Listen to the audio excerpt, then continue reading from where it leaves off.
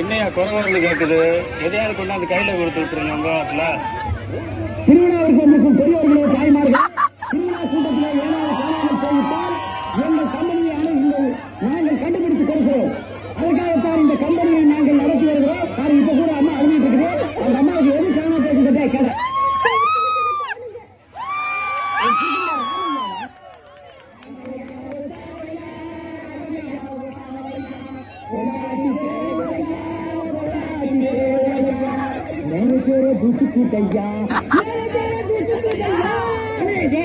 இல்லடா, இப்படிலாம் பண்ண வரமாட்டாங்க. அவனுக்கு புரிய முடியாது சொல்லுங்க.